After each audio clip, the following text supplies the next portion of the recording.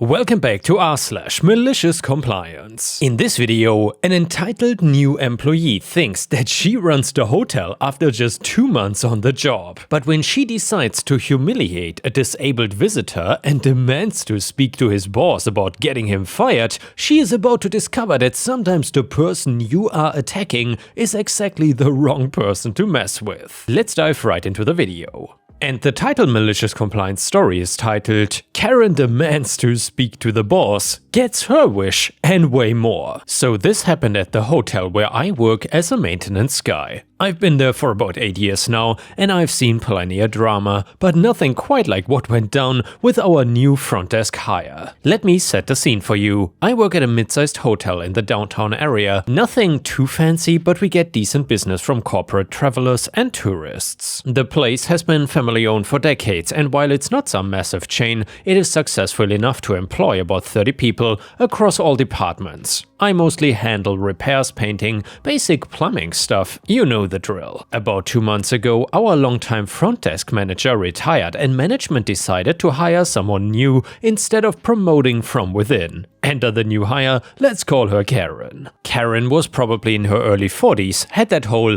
"let me speak to your manager" haircut going on, and came with this attitude like she was doing us all a huge favor by gracing us with her presence. From day one, Karen acted like she owned the place. Now, I want to be clear, she was not hired as a manager or supervisor, she was literally just front desk staff, same level as the other 2 people who worked reception, but somehow Karen missed that memo completely. Within her first week, she started trying to boss around the housekeeping staff. I remember watching her corner Maria, who's been cleaning rooms here for like 6 years, telling her that she was folding the towels wrong and that she needed to redo 3 rooms because they did not meet Karen's standards. Maria came to find me afterwards completely bewildered, asking if Karen was her new supervisor. I had to explain that no, Karen was just a new front desk person and had absolutely zero authority over housekeeping. But Karen didn't stop there. Oh no, she was just getting started. And by the way guys, Karen almost sounds worse than the wisdom tooth removal I've been battling with for the better of a week, so please bear with me if my voice sounds a little bit weird at the moment. So by week 2, she was critiquing how I was doing maintenance requests. I would get work orders through our normal system, you know, the one we'd been using successfully for years, and Karen would intercept me in the hallways to tell me that I was prioritizing things wrong. She would say stuff like how the burnt out light bulb in room 237 was more important than the leaky faucet in 115 because guest-facing issues take priority. Never mind that she had no clue about our actual priority system or that the leaky faucet was actually a bigger problem that could cause water damage. However, the kitchen staff got it even worse. Karen decided that she needed to quality control room service orders before they went out. She would march into the kitchen during busy periods and start poking at plates, claiming things were not presented properly. Our head cook, who's been there longer than anyone except maybe the CEO, finally had to tell her to stay out of his kitchen unless there was an actual problem with an order. What really got everyone's attention was how Karen treated our part-time staff. We got several college kids who work evenings and weekends, mostly doing bellhop duties and helping with luggage. These are good kids working hard to pay for school, but Karen treated them like they were completely incompetent. She would hover over them when they were checking guests in, interrupt their conversations with customers to correct them, and generally make their lives miserable. One evening, I watched her spend 10 minutes berating this kid called Jake because he had parked a guest's car in spot 15 instead of spot 12. The guests didn't care, the spots were identical, but Karen acted like Jake had committed some major crime. She kept saying things like how attention to detail was crucial in the hospitality industry and how she expected better from the team. The kid looked like he wanted to crawl under a rock. Here's the thing that really bothered me though, and I think bothered everyone else too. Karen was actually pretty terrible at her own job. She would constantly mess up reservations and even double book rooms or give guests wrong information about hotel amenities. I lost count of how many times I got called to fix problems that she had created, like the time she told the guest that we definitely had a pool when we absolutely do not have a pool. Or when she charged someone's credit card twice because she couldn't figure out the payment system, when other staff members tried to help her or point out mistakes, she would get defensive and snippy. She had this way of making it sound like any problems were everyone else's fault and never hers. It was always the computer system being confusing, or the previous staff not leaving proper notes, or guests being unreasonable. The worst part was how she treated guests who seemed to have complaints or special needs. I overheard her once telling an elderly gentleman that the hotel was not responsible for his comfort issues and that maybe he should have booked somewhere more expensive if he wanted premium service. By the way, guys, someone should call Gordon Ramsay to make another episode of Hotel Hell and visit this hotel. Anyway, this was a guest who had been staying with us for years whenever he visited his daughter in town. Now, you're probably wondering where management was during all of this, and well, here's the thing about our hotel, it's pretty laid back most of the time. The day-to-day manager, Susan, is nice enough but tends to avoid confrontation. She knew Karen was causing problems here, but I think she was hoping things would sort themselves out. A few people complained, but Susan kept saying that she would speak with Karen and that these things took time to resolve. What Susan didn't know though, what none of us knew, was that Karen's behavior was about to catch up with her in the most spectacular way possible. So here's where the real story begins. It was a Tuesday afternoon, pretty quiet day at the hotel. I was in the lobby fixing one of the decorative light fixtures when I saw this older gentleman in a wheelchair come through the front doors. He looked to be in his 70s, maybe 80s, and was maneuvering his wheelchair pretty well, despite having what looked like some kind of mobility issues with his arms too. Karen was at the front desk, and I watched her spot the man immediately.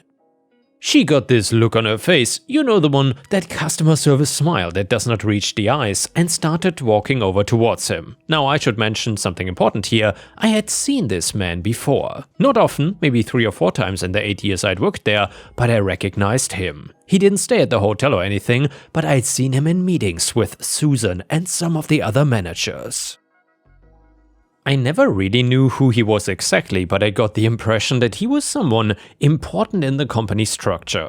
Karen, however, had clearly never seen him before.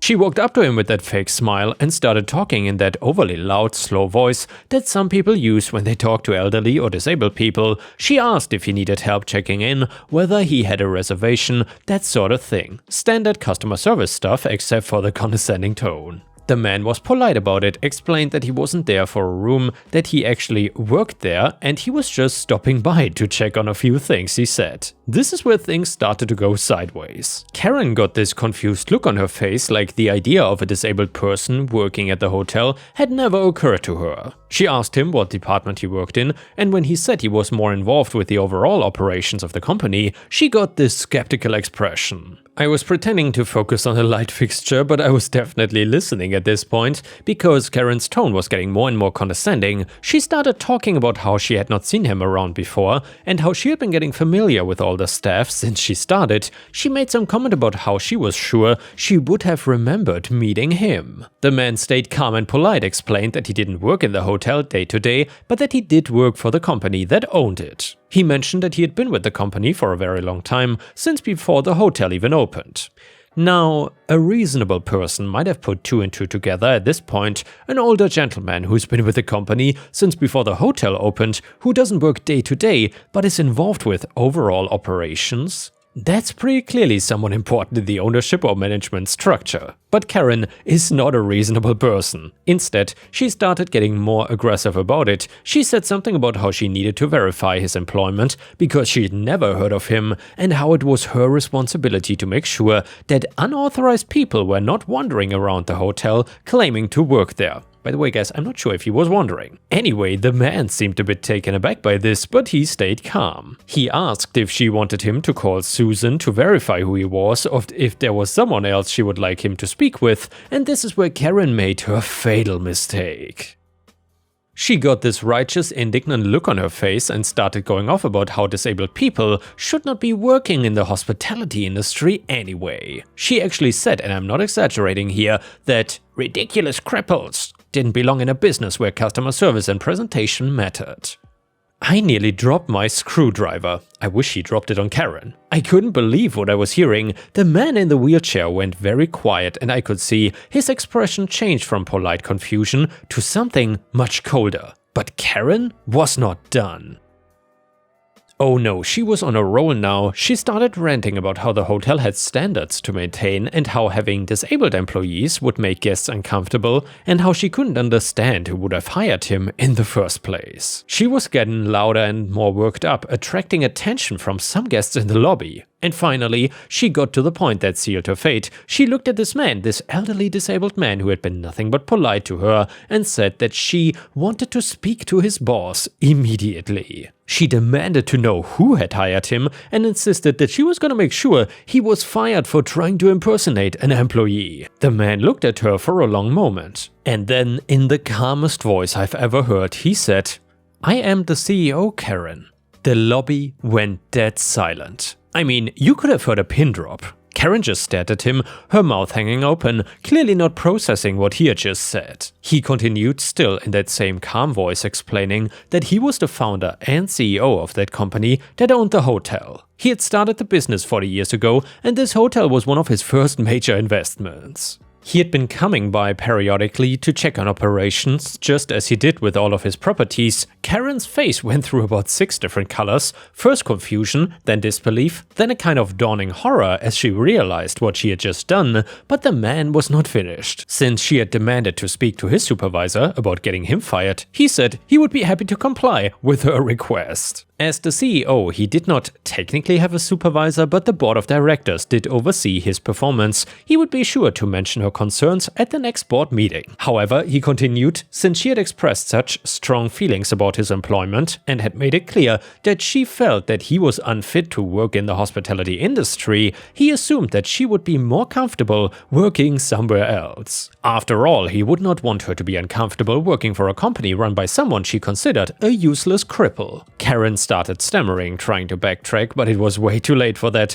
The CEO, and I finally learned his name, was Mr. Ashbury, asked Karen to collect her belongings from behind the front desk. He explained that her employment will be terminated and that someone from HR would be in touch about her final paycheck and any paperwork she needed to complete. Karen tried to argue and tried to claim that there had been some kind of misunderstanding, but Mr. Ashbury was not having it. He pointed out that she had demanded to speak to his supervisor about having him fired, and he was simply complying with her request by addressing her concerns about his fitness for employment. Since she had made it clear that she couldn't work with someone like him in charge, the obvious solution was for her to find employment elsewhere. The beautiful thing was, he was absolutely right. She had demanded this. She had insisted that he did not belong in the company and that whoever hired him should fire him. She had gotten exactly what she asked for, a conversation with his supervisor about his employment. The fact that his supervisor was effectively himself and that the conversation resulted in her getting fired instead was just malicious compliance at its finest. And well, security escorted Karen out while she was still sputtering about wrongful termination and discrimination. The irony was completely lost on her.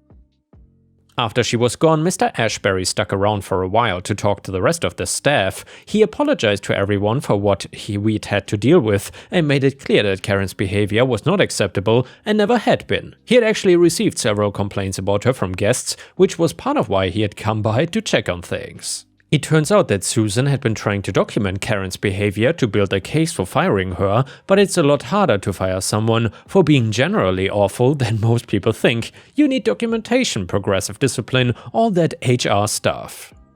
So, in a way, Karen had done Susan a huge favor by essentially firing herself. The aftermath was pretty satisfying, word got around the hotel pretty quickly about what had happened, and morale improved dramatically almost overnight. Jake, the kid that Karen had been particularly nasty to, actually got promoted to a supervisory role a few weeks later. Maria went back to folding towels the way she had been successfully doing for 6 years, and we hired a new front desk person within a week, someone who actually understood that front desk means just front desk, not not general manager of the universe. The new person integrated perfectly with the team and actually improved our guest satisfaction scores. As for Karen, I heard through the grapevine that she tried to file unemployment claims and some kind of discrimination complaint, but nothing really came of it. Turns out that when you demand your boss's boss fire your boss, and your boss's boss is actually your boss, and then your boss fires you instead, it is pretty hard to claim wrongful termination. She wanted to speak to the boss, she got her wish, she just didn't like what the boss had to say. And the next one is another fantastic malicious compliance story that you don't want to miss. And by the way, if you enjoy these malicious compliance stories, please don't forget to like the video and post some star emojis in the comments if you want to support me. This one is titled Zero Overtime? You got it. So years ago I worked in a meatpacking plant as a supervisor. It had its ups and downs, but overall it was good until a new production manager was hired. We will call him Bob.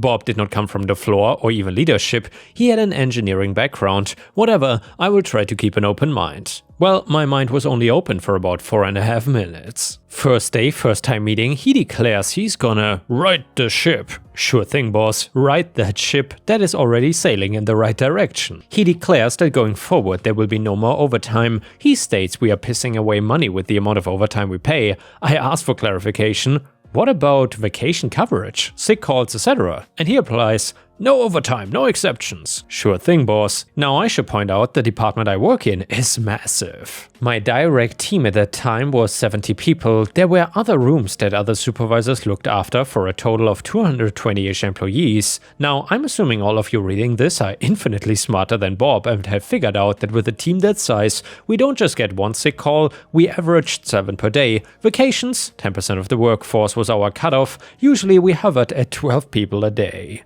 Not to mention leaves of absence, people leaving early, etc. So on Friday I went to Bob one last time. I let him know that we are gonna be short 19 people next week and ask once more for him to approve overtime. I got a flat no in response. I considered going above him, but I figured letting the guy drown would be better. I didn't ask for OT. Employees were coming up to me saying, boss, are you sure there's no overtime next week? Yes, I'm sure. Bob wants it that way. Come next week.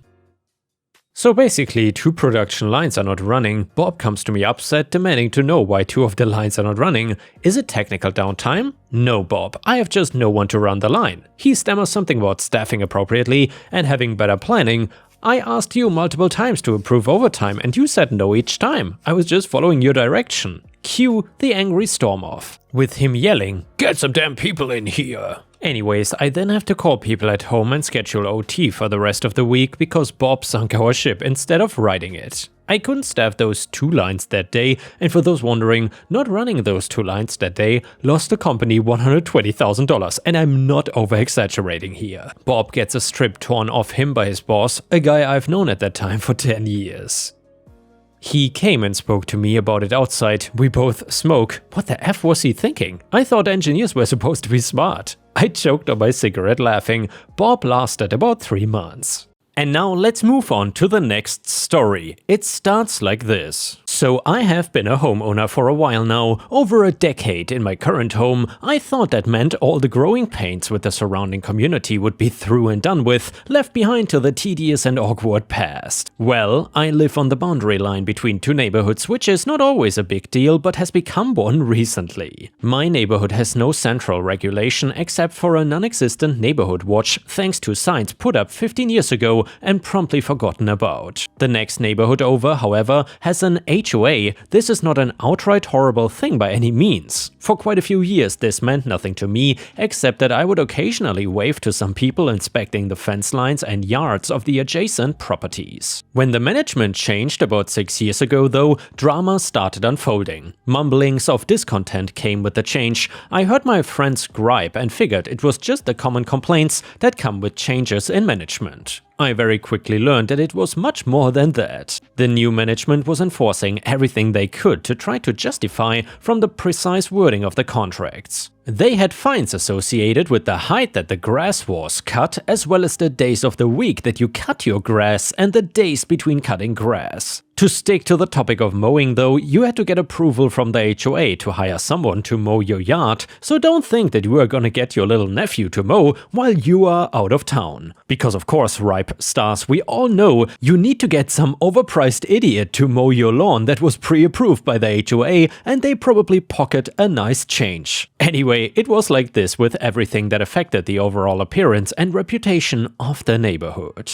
Or everything that they could make sound like it affected that with their strange self-serving logic. A lot of people who could manage it with their finances and personal/professional life just started moving away. I had multiple friends that it is much harder to stay in touch with now because they live across the city. It was either that or live with tyrants. They managed to keep the houses filled with people who were either too gullible or boring to push back against a clear oppression. And as comes with idiots in power, they begin to spread their power as wide as they can possibly stretch it, consequences be damned. They started slowly to creep in by claiming a need to look at the property boundaries from our sides of the fence to fully ensure everything is up to code. I never let them on my property no matter how much they bugged me, and called the cops once or twice when they showed up anyways. These calls never came to anything, and they must have decided that I was not worth the trouble when so many other homeowners outside of their jurisdiction started to let them walk all over them. A couple years of this behavior led us to the state things are in for the start of our story. Most people who shared the property line with the HOA had capitulated. They were not fully under the thumb of the HOA, but they made it clear that they would give in rather than make an issue of it, even when it led to problems down the line. I'm pretty much convinced the HOA was looking to encroach even further on my neighborhood, but wanted to deal with the last few holdouts first. So then they targeted us specifically. I'm a huge fan of hosting social gatherings.